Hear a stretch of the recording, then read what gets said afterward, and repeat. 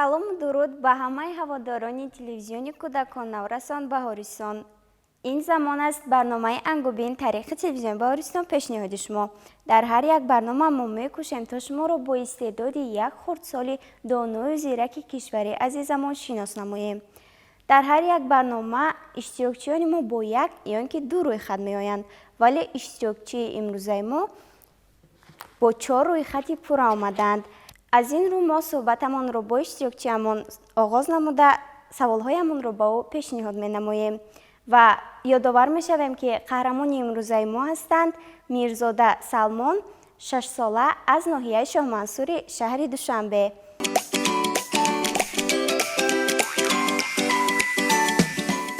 салом Салмонҷон.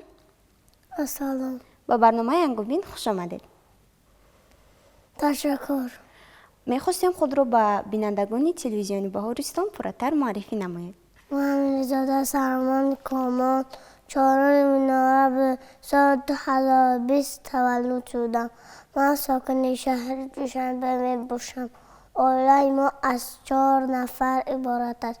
پدرم، مادرم، خواهرم و خودم. خیلی خوب. درباره اعضایان عائله شعر از بر نموده؟ کنی سلمان جان درباره پدرتان شعر خوانید. پدر پیغمبر است و مادر فرشته، خلایق این را طوری نوشته. پدر شمس است و مادر ماه تابان، پدر انسان و مادر جان انسان. پدر روز بیمیرد قرار گرده، که به مادر از خود بیزار گرده. بدان دو قدر آنها را شب و روز و تاری هر دو زار گرده. خیلی خوب سلمان جان. درباره مادرتان چی شعر میدونید؟ بله میدونم. مرحبا. خوش روز مادرم، دلسوز مادرم، گنج یگانه‌ام، خورشید خاورم. فرزند تو بزرگ، فرزند تو کلان، ماندن زندگی امید تو جاویدان. فرد ندیده ام مثل تو خاکسار، مرد ندیده ام مثل تو بردبار. خوش روز مادرم، دلسوز مادرم، من بلند تو تا کهکشان برم. سلمان جان کنی مرحمت درباره بابایتان شعر خوانید. بابا جان عزیز من، تو چراغ خانه و چمن، با دعای راه روشن است. مهر تو در دل گلشن است. از تو آموختم ادب و هنر، راستی و محنت هر سحر. همیشه سلامت باشی تو، شاد و فراغت باشی تو. خنده تو وقتی ما بود، حضور تو نیروی ما بود. بابا جان عمری دراز بینی، روزهای خوش پرناز بینی. کنی مرحمت درباره بیبیتان شعر خوانید. بیبی جان، نام شما در زبان بیبی جان، همچون قند در دهان بیبی جان. فرزند فرزندان شما ما، یعنی که دل و جان شما ما. کی با من آموخت بیبی جان، زندگی با من آموخت بیبی جان. با شما صد تشکر بیبی جان، با شما دل ما پر بیبی جان. مثل خورشید خندان خندانه، خنده در لبهاتان روانه. در لحظه های مشکل بیبی جان، هستت قوت دل بیبی جان. با ما دعا مبخشد هر سحر، فیض و صفا مبخشد هر سحر. در گل دیسر شما گردانم، با شما ما صحتی خواهانم. سلمان جان شما بیمار شده؟ بله. از چی سبب شما بیمار شده؟ یخماس بسیار خوردید؟ بله. دیگر یخماس نخورید. تماشاگران عزیز، از سببی که اشتراکچی خردسال ما یخماس زیاد خوردن کمی بیمار شدن. از این رو ما به شما توصیه میدیم که به فرزندان خود بسیار یخماس ندهید تا اینکه بیمار نشوند. این خیلی باشد. کنی به ما میگفتید که قهرمان های جمهوری تاجیکستان رو میدونید؟ بله میدونم. اونها چند نفرند؟ 6 نفر. 6 نفر. نمبر کرده میتوانید؟ صدرالدین اهنی، بابا جان غفور، امام علی رحمان، میرزا توسنزاده، نصرت الله مخزوم، شینشاه شاه تیمور. آفرین. کنی سلمان جان از صدرالدین اهنی یک تا شعر خوانید؟ بیا ای رفیقان درس خونه، با بیکاری و نادانی نمانه. با عالم هر کسی بیکار گردد، با چشمی اهل عالم خوار گردد. آفرین سلمان جان. کنی سلمان جان میگفتید که برای اینکه آدمان با سواد شوند، با خیرت شونده، باید زیادتر چیکار کنند؟ باید زیادتر کتاب خوانم. آفرین سلمان جان. سلمان جان، پرزیدنت جمهوری تاجیکستان کیست؟ امامعلی رحمان. آفرین. کنی با ما میگفتید که در باره اساسگذار صلح و وحدت ملی، پیشوای ملت، پرزیدنت جمهوری تاجیکستان محترم امامعلی رحمان شعر میدونید؟ بله میدونم. مرحمت. پرنور شهچراغی ای رهنمای ملت، رهجوی بخت خلق ای رهگشای ملت، دستان صلح و وحدت با خون دل نوشتی، از خشتی جسم جانت کرده بنای ملت، کم سرور به عالم با چاره فراهم، از انتهای ملت جز ابتدای ملت، در جان و دل گرفتی از صدق درد ملت، گشت طبیب ملت کرد دوای ملت، از بیرهی کشیدی تا آگاهی وطن را، از آگاهی ملت جست بقای ملت. آفرین. اکنون از رمزهای دولتی پرسان میشویم. کنی میگفتید که ما چند رمزی دولتی داریم؟ 3 تا. آفرین. کنی مرحمت نمبر کنید؟ پرچم، نشان، سرود ملی. خیلی خوب. کنی سلمان جان در باره پرچم شعر میدونید؟ بله میدونم. مرحمت. پرچم تاجیکستان 3 رنگ کرده در بر، درون شکفته گلهای 7 اختر، سرخی بود نشانه از عزم و جانثاری، رنگ سفید رمز است ز اقبال و بختیاری، در رنگ سبز درج سبزه های کشور، باید که سبز باشد این خاک ما سراسر. چیست پرچم افتخاری ملت است، چیست پرچم اقتداری ملت است، جوز پرچم نیست تاجیک را نشان، کیست پرچم احترامی ملت است. خیلی خوب. اکنون در باره نشان چی شعر میدونید؟ بله میدونم. مرحمت. نشان رمز آزادی است، رمز بخت و آبادی است، هر که دوست دارد وطن پاسبان این مرزی است. آفرین. سلمان جان میگفتید که پرچم از چند رنگ عبارت است؟ از 3. خیلی خوب. کنی کدام رنگ ها؟ سرخ، سفید، سبز. خیلی خوب. کنی میگفتید که در مرکز رنگ سفید چی تصویر یافته است؟ تاج به 7 ستاره. آفرین. در باره نشان چی شعر میدونید؟ بله میدونم. مرحمت. رمز دولت نشانی ماست، همیشه در زبان ماست، جای خطش یاد میدهد وطن جان و روان ماست، نشان رمز آزادی است، رمز بخت و آبادی است، هر که دوست دارد وطن پاسبان این ارزی است. کنی سلمان جان با ما میگفتید که زبان دولتی جمهوری تاجیکستان کدام زبان است؟ زبان تاجیکی. خیلی خوب. در باره زبان تاجیکی شعر میدونید؟ بله میدونم. مرحمت.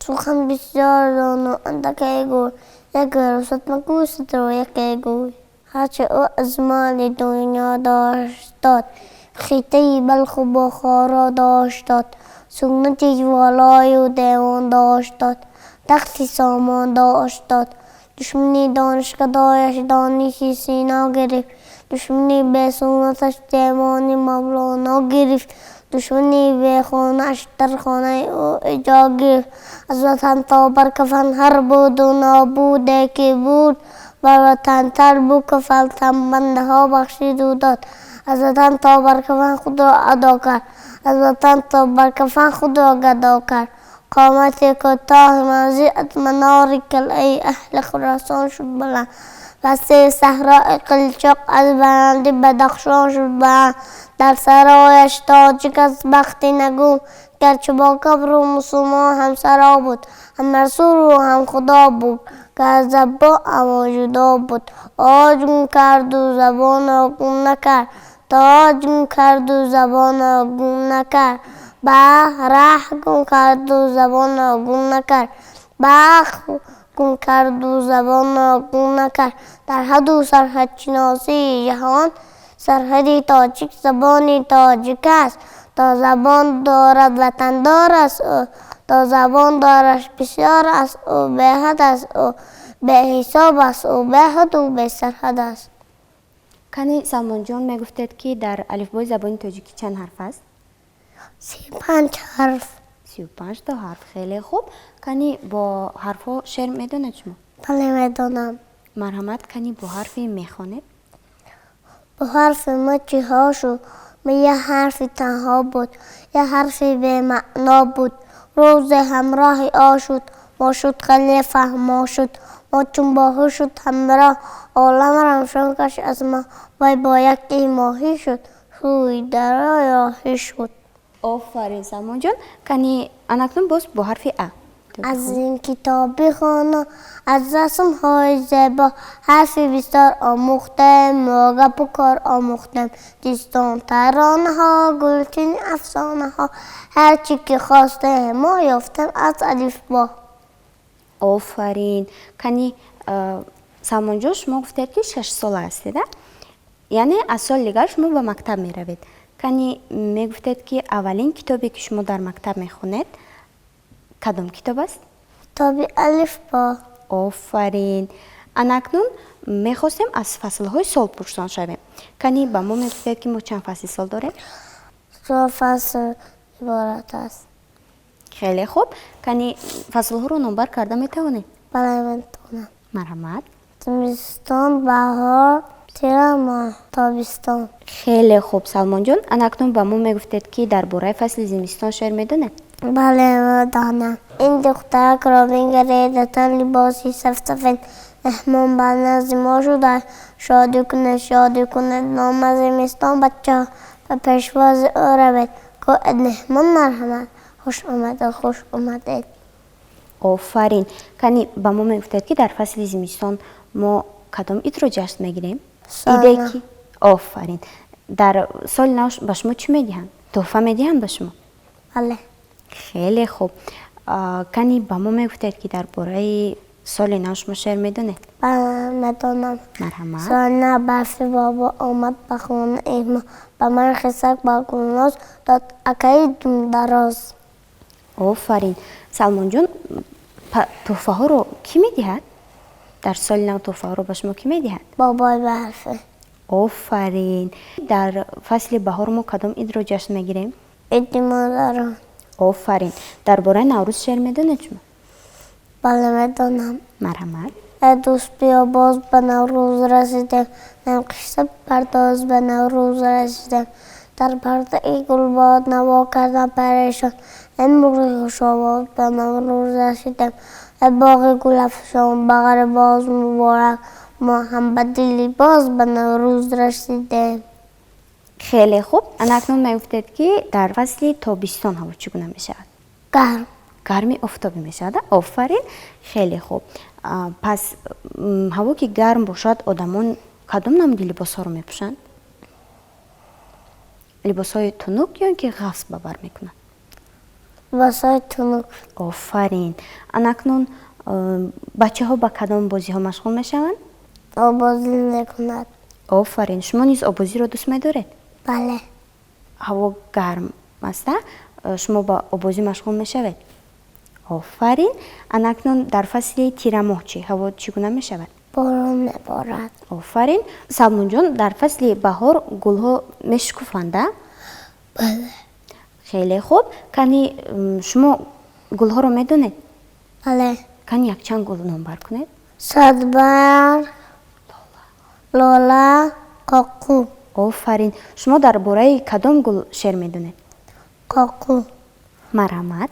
کاکو برابط بتش اطاف از او زیبا گشت، تا قیل حق شد قشو پخماق شد. آفرین. اکنون میخواستیم از حیوانات پرسان شویم. کنی حیوان ها به چند گروه جدا میشوند؟ 2 گروه. آفرین. کنی کدام گروه ها؟ وحشی و خانگی. آفرین. کنی یک چند حیوان های وحشی رو نمبر کنید؟ گرگ، خرس، پلنگ، میمون. آفرین. اکنون حیوان های خانگی رو نمبر کنید؟ گاو، گربه، بوز.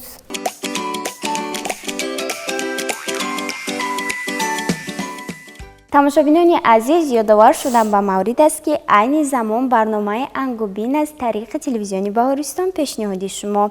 Қаҳрамони имрӯзаи мо ҳастанд Мирзода Салмон, 6 сола, аз ноҳияи Шоҳмансури шаҳри Душанбе. Тамошобинони азиз, чуноне ки мо қайд карда будем, иштирокчии хурдсоли мо каме нотоб шудааст, вале ба ин бемории худ нигоҳ накарда, вай боз хелеам ба саволҳои мо хуб ҷавоб медиҳад ва хуб иштирок карда истодааст. Аз ин рӯ мо суҳбатамонро бо Салмонҷон идома медиҳем.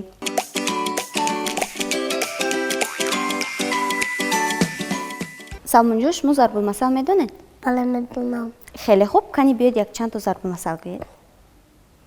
гургу гӯсфанд якҷоя зиндагӣ кардан наметавонад. зебои ботин беҳтар аз зебои рӯй аст. касе ки баланд хандад, ӯ баланд гирья мекунад.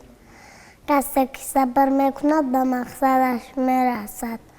оҳиста хӯришкан ба дард намекунад, ба сафар танҳо на ба роҳ. ақлла бошад, чашм ёрдан ва мекунад. касе ки сабр мекунад, ба мақсадаш мерасад. Анакнун мехостем ки дар охир барои мо ва бинандагон як шеъри дӯстдоштаи худро хонед. ҷавониро фидо кардам диёрам то ҷавон бошад. гузаштам борҳо аз ҷон ки ҷонаш дар амон бошад. чу аз ҳар ҷонибе сӯи ватан боди хазон омад. баҳорамро сипар кардам ки эмин аз хазон бошад. ман аз ин сарзамин тиру камонро дуре мондам, ки доим дар самояш пурҷиҳоти лукамон бошад.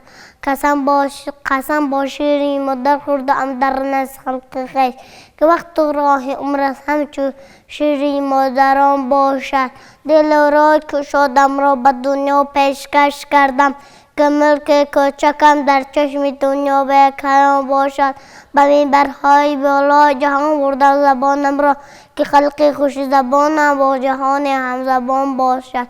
дасту хори кашида ғунчаи умед парвардам, ки хориро набинад ин диёру гулфишон бошад. мо ҳар боғ пайғомест аз гул кардани дилҳо, мо ҳар маззаи сабзе зиша сабзи нишон бошад. буад нонезаву нони ватан биёлғои чашмонам, дилам ҳамрози пирону аниси тифлакон бошад. кунам тоҷи сари дунё дилоро тоҷикистонро, зи тахту тоҷи ин дунё ҳаминам ормон бошад. тамошобинони азиз, бо ҳамин шеъри зебо барномаи имрӯзаи худро ба анҷом мерасонем. қаҳрамони имрӯзаи мо буданд Мирзода Салмон аз ноҳияи Шоҳмансури шаҳри Душанбе. айни замон бошад мехоҳем тӯҳфаи Салмонҷонро ба ӯ бидиҳем. марҳамат, тӯҳфаи шумо. раҳмат. ба шумо писанд омад? хеле хуб. тамошобинони азиз, агар шумо низ чунин фарзанди доную зирак доред, пас вақти худро дариғ надошта ба барномаи Ангубин оварда ҷаҳонбинии онҳоро қавитар гардонед. мо ҳама рӯза шуморо дар кӯчаи Шеро 31 телевизиони кӯдакону наврасон Баҳористон интизорем. ё бо рақамҳои зер бо мо дар тамос бошед то барномаҳои оянда дар телевизиони Баҳористон. хайр.